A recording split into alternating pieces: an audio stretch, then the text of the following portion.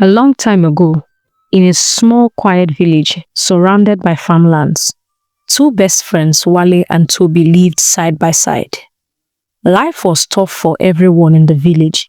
Many families could barely afford to eat, and Wale and Toby were no different. Wale was married to Angela. Together, they had three beautiful daughters who were the joy of their home. Toby, on the other hand, was married to Pamela, a cheerful woman who was expecting their first child.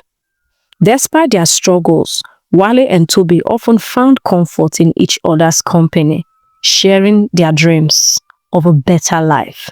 One hot afternoon, as they sat in front of their small wooden shops, chatting about their plans, a wealthy man rode into their village. Chief Nkem was unlike anyone they had ever seen. He wore flowing agbada made of rich fabric, gold chains gleaming around his neck, and he rode a majestic white horse. "Ha, Chief Nkem," Wale called out, standing to greet him. "Good afternoon, sir." Chief Nkem smiled, stepping down from his horse. "Good afternoon, my friends. I have come to share something good with you." The two friends exchanged glances, their curiosity growing. "What could this be about?" Toby whispered. "I am hosting a grand feast at my mansion," Chief Nkem announced, his voice commanding attention.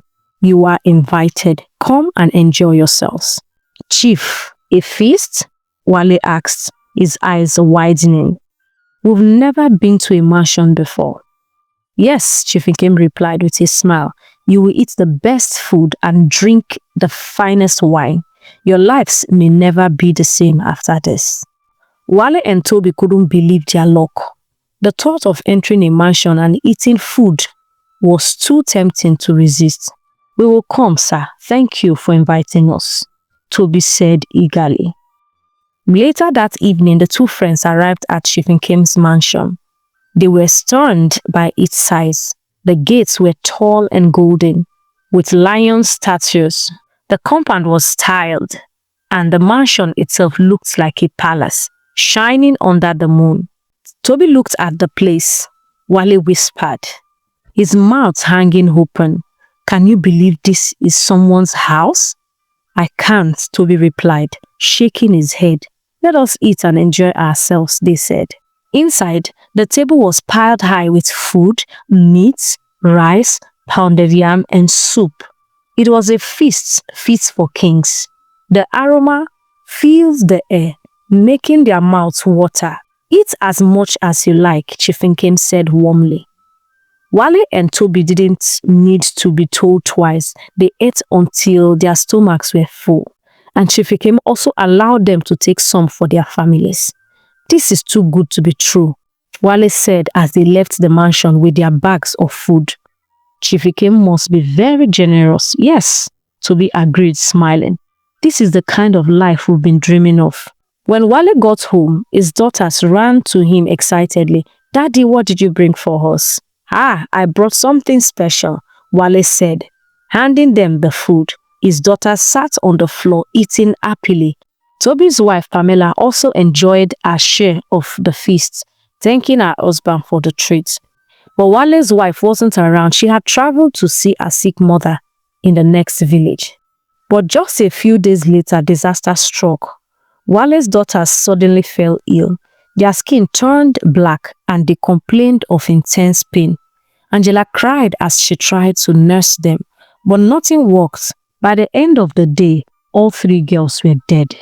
In Toby's house, Pamela also fell sick and died mysteriously, her skin turning black like charcoal. The entire village was in shock. Whisper began to spread. "Wale and Toby must have done something evil," one villager said. "They sacrificed their families for money," another added. Angela was devastated. "You brought this upon us, Wale," she cried, packing her things. "I can't stay here anymore. You killed our daughters." Wale was heartbroken. He couldn't eat or sleep, and the guilt of his daughter's death haunted him. One night, he had a terrible dream. He saw his daughters standing before him, their faces filled with anger. "Daddy, why did you let this happen to us?" they asked. When Wale woke up, his body was drenched in sweat. To make matters worse, he found a pile of money on his bed. The same thing happened to Toby. Wale, what is going on? Toby asked when they met the next day. Where is the money coming from? I don't know, Wale replied, shaking his head, but I feel like something bad is happening to us. The two friends sought answers. They visited elders, priests, and seers. One seer told them bluntly, "You are cursed. The food you ate was not ordinary. You have been tied to a powerful deity, and the deaths of your loved ones were the price." They were shocked. "But we didn't agree to anything," Toby protested. "You didn't need to," the seer replied. "Chief Nkem tricked you. You shouldn't have gone. How can he invite you and you go just like that? He is not your friend or uncle. Why did you honor that invitation?" As time passed, Wale and Toby's wealth grew. They built big houses, bought flashy cars, and started businesses.